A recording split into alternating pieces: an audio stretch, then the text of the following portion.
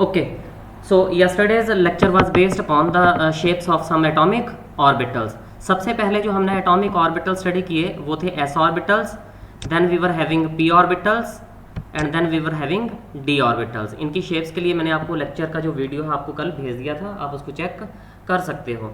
तो ये shapes, these shapes are very important, क्योंकि इनके बिना हमारे अगले वाले टॉपिक्स पढ़ने थोड़े से डिफिकल्ट हो जाएंगे.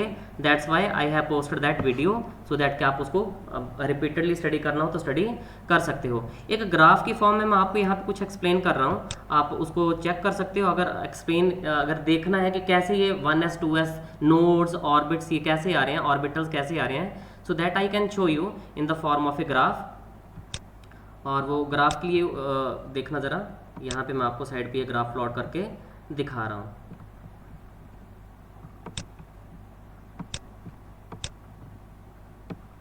सो लेट ग्राफ के एक तरफ मैं नीचे प्लॉट कर रहा हूँ distance from the nucleus, distance from the nucleus. इस तरफ हम प्लॉट करेंगे न्यूक्लियस से डिस्टेंस,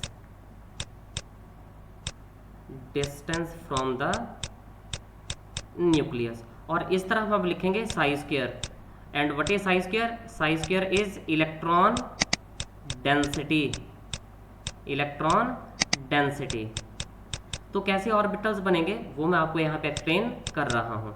1s के केस में क्या हुआ, ये पहले आया 1s का ऑर्बिटल, इलेक्ट्रॉन डेंसिटी बड़ी कम हो गई, ये 1s का ऑर्बिटल आया, सिर्फ और सिर्फ 1s का ऑर्बिटल. फिर मैं 2s की बात कर रहा हूँ, 2s के केस में क्या होगा, ये 1s आया, इलेक्ट्रॉन डेंसिटी कम हुई, फिर 2s आया, फिर इलेक्ट्रॉन डेंसिटी कम हो गई. ठीक है. और फिर मैं आपको बताता हूँ 3s के केस में. सो 3s के केस में क्या होगा, 1s 2s and we have 3s. तो इस तरह के ग्राफ्स की फॉर्मेशन होती है. सो ये जो रेड कलर वाला था ये कौन सा था, दिस वाज 1s ऑर्बिटल.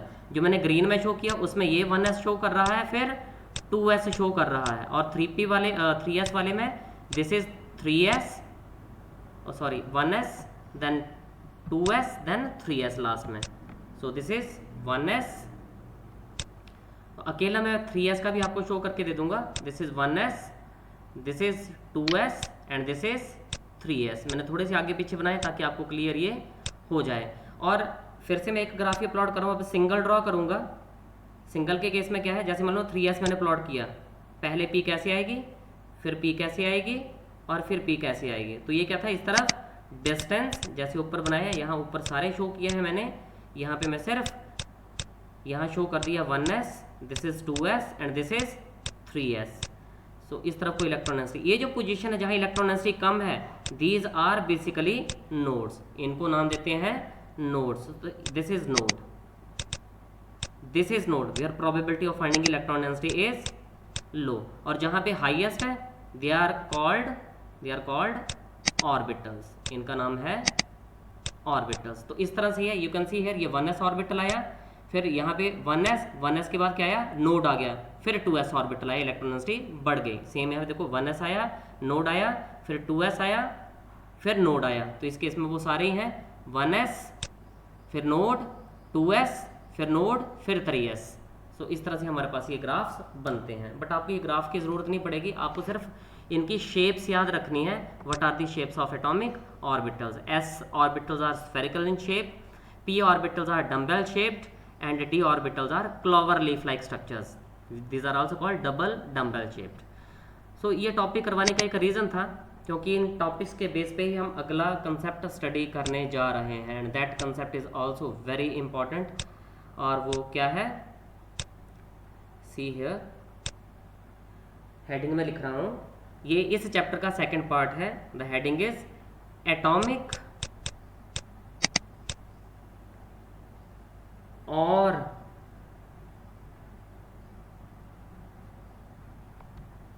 बेटा स्क्रीन शेयर हो रही है? ओहो, स्क्रीन शेयर तो की नहीं, अब बता रहे हो जाके. यस सर किसने भेजा था, स्क्रीन शेयर तो हो नहीं रही थी. सो फिर से ये मैं ग्राफ प्लॉट कर देता हूँ आपको. ये ग्राफ है, मैं बाद में एक्सप्लेन करूँगा इनको. अब मैं सीधा टॉपिक की तरफ चल रहा हूँ. बेटा स्क्रीन शेयर ना हो रही है तो मैसेज कर दिया करो. ओके. सो अब जो टॉपिक हम पढ़ने जा रहे हैं वो टॉपिक है एटॉमिक और पीरियोडिक प्रॉपर्टीज, एटॉमिक और periodic properties of the elements, of the elements. Periodic properties क्या है, पहले मैं उनके बारे में आपको बताता हूँ। Which change after certain regular interval, मैं इसके बारे में डिस्कस कर चुका हूँ। सो सबसे पहले क्या है, पीरियोडिक प्रॉपर्टीज क्या है। So these are the properties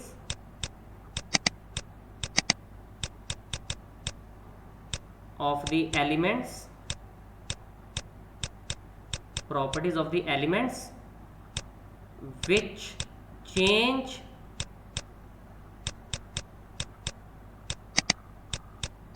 after certain regular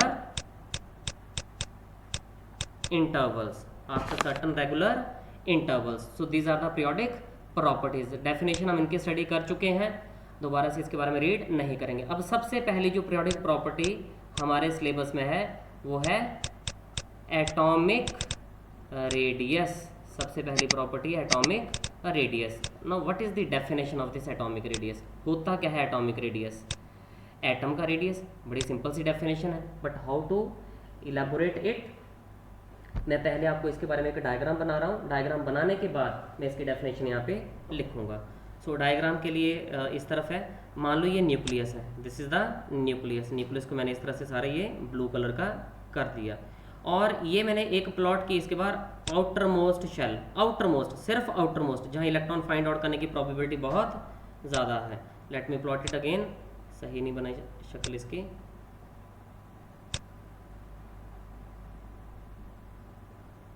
सो ये मैंने प्लॉट कर दी, मुझे इसको सेंटर में रीअरेंज करना है। ओके, सो ये है।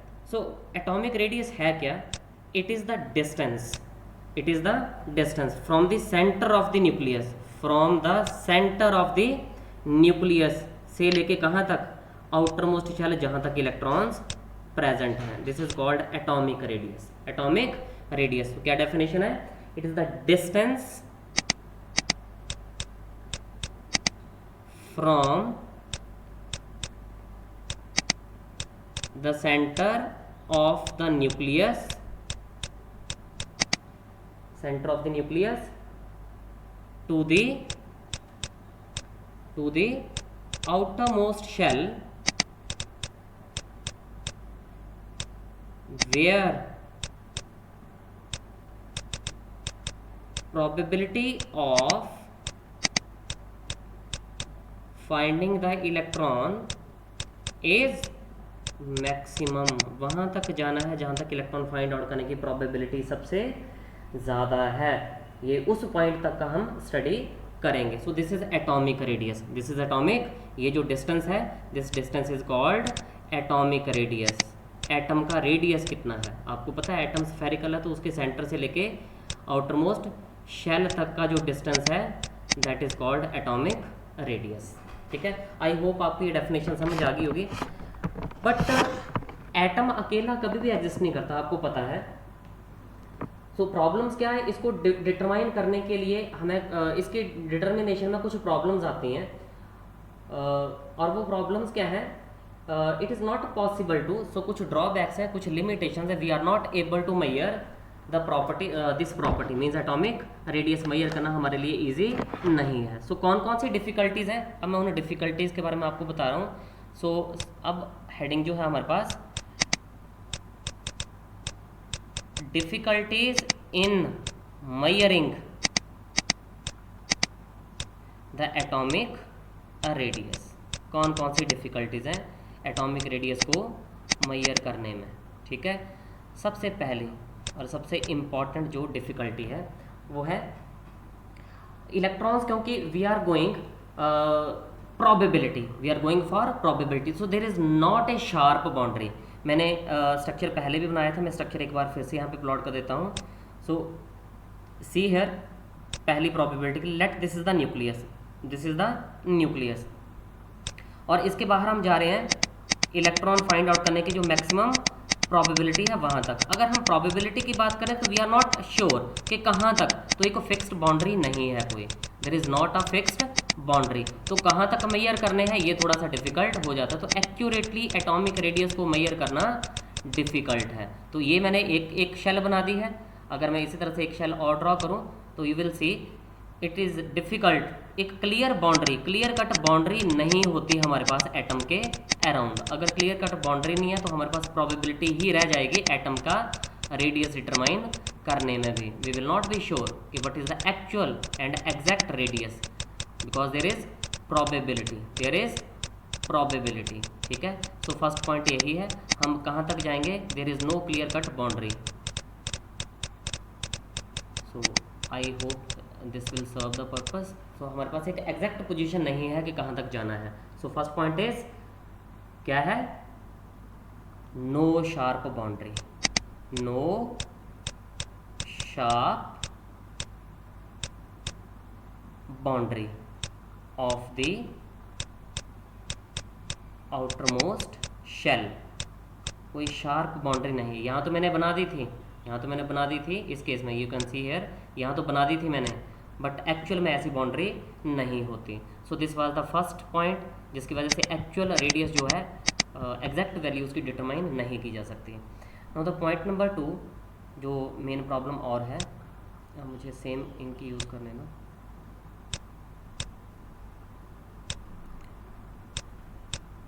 Point number 2 again this is important. एक एटम को आइसोलेट नहीं कर सकते हम, we can't isolate a single atom. अगर मान लो वाटर मॉलिक्यूल हम स्टडी कर रहे हैं तो वाटर मॉलिक्यूल में एच का रेडियस कैसे स्टडी करेंगे, वो तो मॉलिक्यूल बना चुका है। तो दिस इज सेकंड प्रॉब्लम, और वो क्या है मैं लिख रहा हूँ, इट इज़ नॉट पॉसिबल, एक सिंगल एटम को सेपरेट करना पॉसिबल नहीं। It is not possible to separate a single atom, कि उसको सेपरेट करो और उसका हम स्ट्रक्चर डिटरमाइन कर लें, बाउंड्री उसकी डिटरमाइन कर लें, मतलब एटॉमिक रेडियस फाइंड आउट कर लें। ठीक है, तीसरा जो सबसे बड़ी प्रॉब्लम आती है, जब एटम किसी मॉलिक्यूल का हिस्सा बन जाता है तो उसका रेडियस फिक्स नहीं रहता, वो चेंज हो जाता है, दैट इज चेंज्ड। तो third problem is atomic radius changes, atomic radius changes किसकी वजह से, इसके सराउंडिंग में अगर कोई एटम प्रेजेंट है। ठीक है, changes when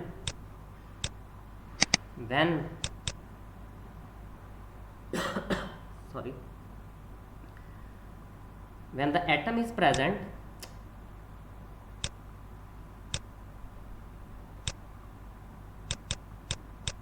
when the atom is present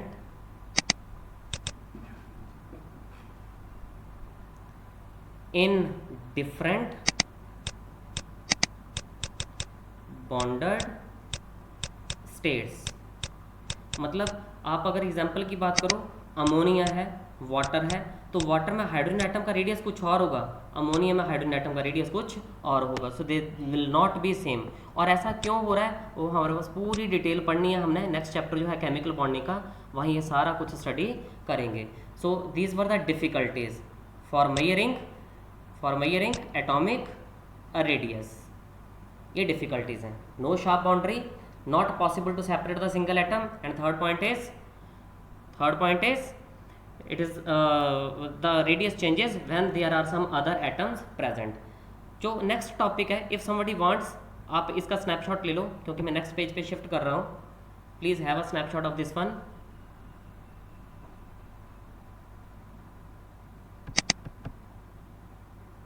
okay, so जो next है अब वो है types of atomic radii। Types of atomic radii, types किस तरह से आएंगे, क्यों आएंगे, वो आपको अब एक एक डिटेल में आपको एक्सप्लेन किया जाएगा। So now next topic is types of atomic radii. अच्छा, रेडियस सिंगुलर है, रेडियाई प्लूरल है। इसमें जो सबसे पहली टाइप हम स्टडी करते हैं, सबसे पहली टाइप है वो है कोवलेंट रेडियस। तो कौन सा है, कोवलेंट रेडियस।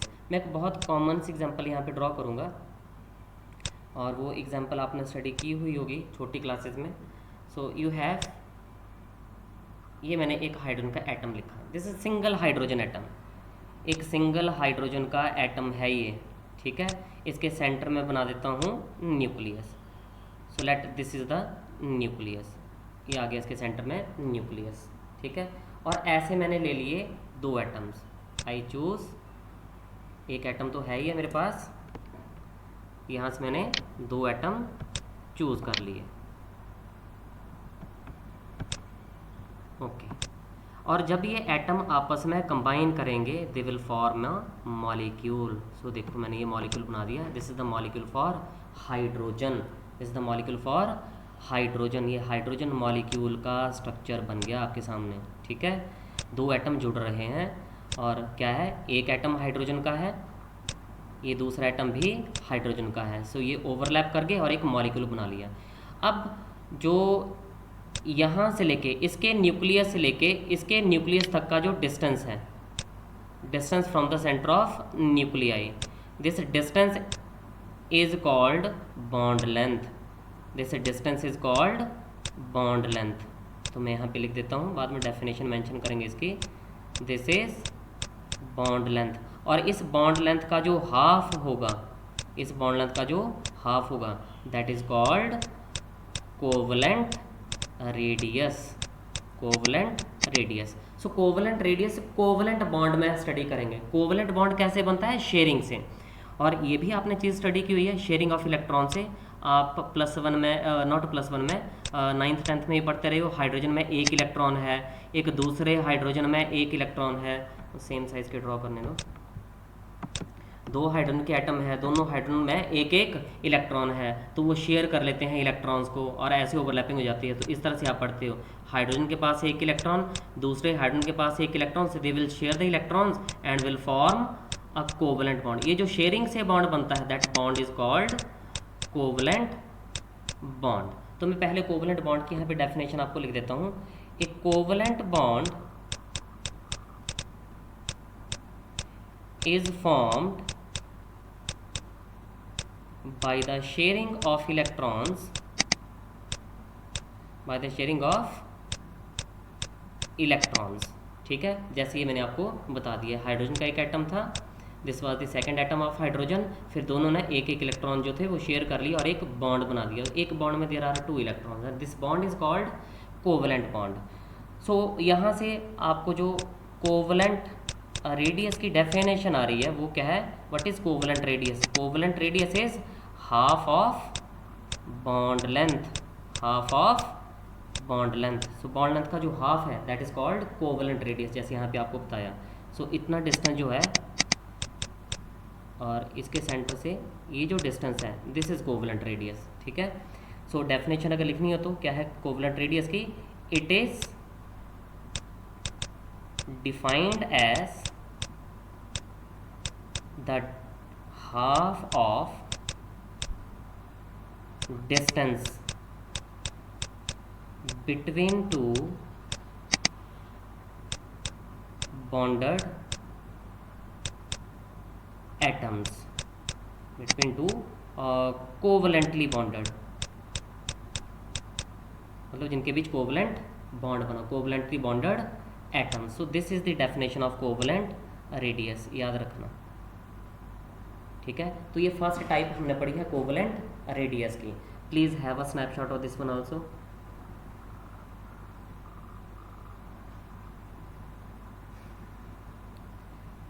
अब जो सेकंड पॉइंट हम पढ़ने जा रहे हैं, जो सेकंड कैटेगरी हम पढ़ने जा रहे हैं वो है van der Waal radius, that one is van der Waal radius. लिखना कैसे है वो देख लेना आपने, वैन डर वाल कैसे लिखा जाता है और इसी तरह से लिखना है, अपनी मर्जी से कोई चेंजेस नहीं करनी है, ठीक है। सेकंड वन इज वी छोटा है, ये वंडर ऐसे लिखना है, अलग अलग है, और डब्ल्यू यहाँ पे not double L, WAAL, van der Waals radius, van der Waals radius, ये हमने अब स्टडी करना है। So when der Waal radius की डेफिनेशन क्या है, मैं पहले डेफिनेशन यहाँ पे मेंशन कर रहा हूँ सो दैट के बाद में जब आपको एग्जांपल्स करवाई जाए तो आपके लिए थोड़ा इजी हो जाए। क्या, it is defined as 1/2, again ये हाफ, ये किसका है अभी पढ़ेंगे, it is defined as 1/2 of the distance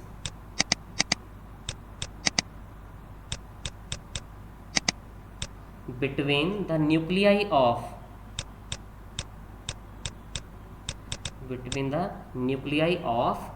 two important identical and साथ में क्या होना चाहिए, नॉन बॉन्डेड। वो एटम आपस में नॉन बॉन्डेड होने चाहिए, बॉन्डिंग नहीं होनी चाहिए, नॉन बॉन्डेड आइसोलेटेड एटम्स। और एक और है, और two identical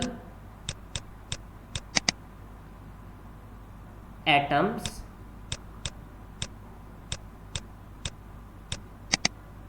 belonging to neighboring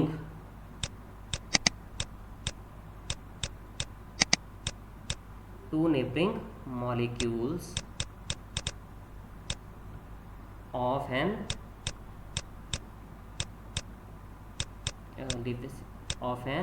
element। और सबसे important point, in the solid state, this is the most important point, in the solid state। ठीक है, अब मैं इसकी एग्जांपल्स आपको बताने जा रहा हूँ, and these examples are very important. सबसे पहले आपको पता है noble gases do not form compounds, they are inert. ये इनर्ट गैसेस हैं जो noble gases, they are inert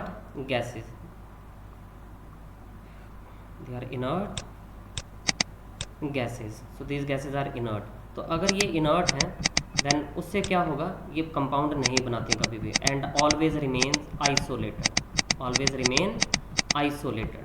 तो कैसे, लेट ये मैंने एक हीलियम का एटम बना दिया, दिस इज द न्यूक्लियस, ये हीलियम का एक एटम आ गया, ये हीलियम का दूसरा एटम आ गया, सेंटर में न्यूक्लियस है, बाहर ये, और ये दोनों एटम कभी भी आपस में बॉन्ड नहीं बनाएंगे। So what is van der Waal radius? Van der Waal radius क्या है, इसके न्यूक्लियस के सेंटर से इसके न्यूक्लियस के सेंटर तक का जो डिस्टेंस है उसका जो हाफ है, दैट डिस्टेंस इज कॉल्ड, उसको क्या नाम देंगे, van der Waals radius, that is called van der Waals radius.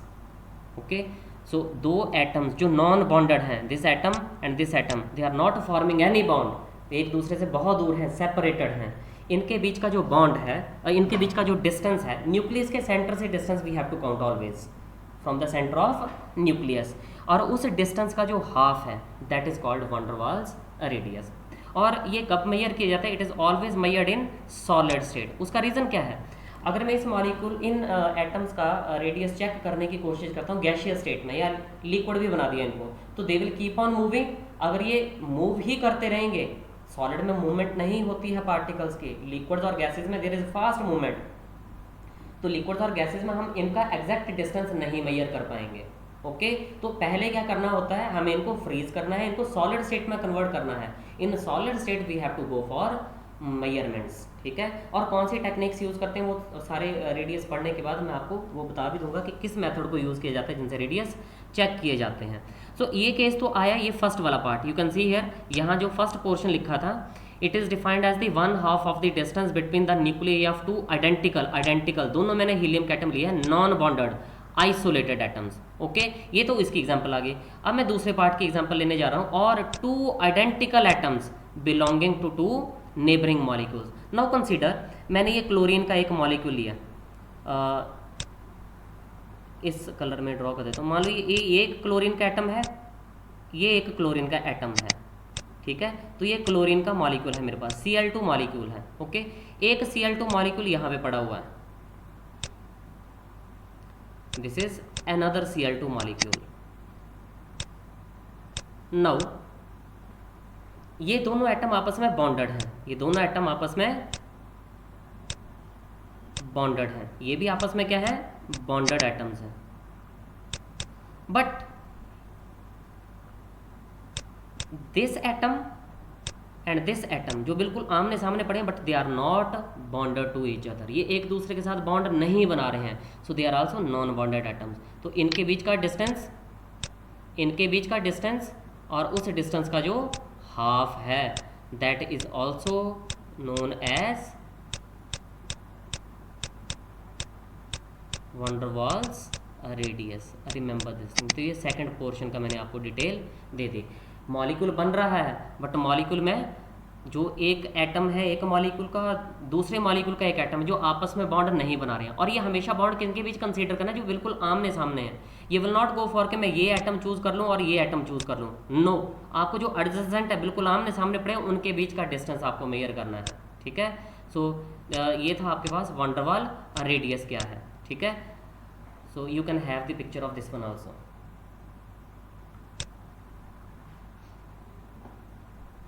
इसकी भी इमेज आप क्लिक कर सकते हो।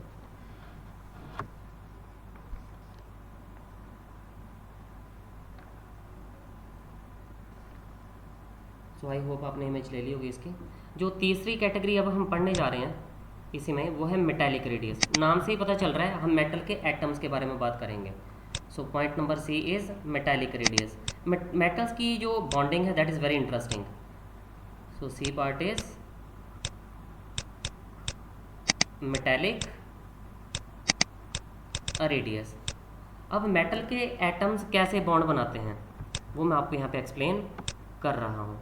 ये एक एटम बना, ठीक है,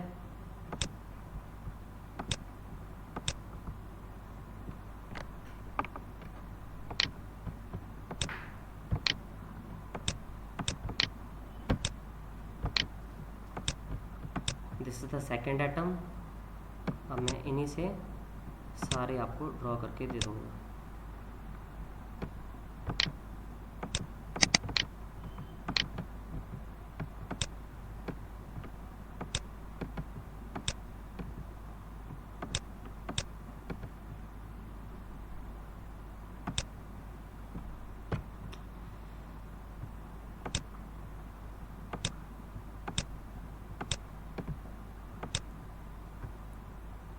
सो ये कभी भी एक दूसरे के साथ ओवरलैप नहीं करेंगे, एंड टू एंड ओवरलैपिंग होगी इनकी। They will form an end to end type of overlapping like this. End to end overlapping बनेगी और ये 3 डायमेंशनल अरेंजमेंट होगी।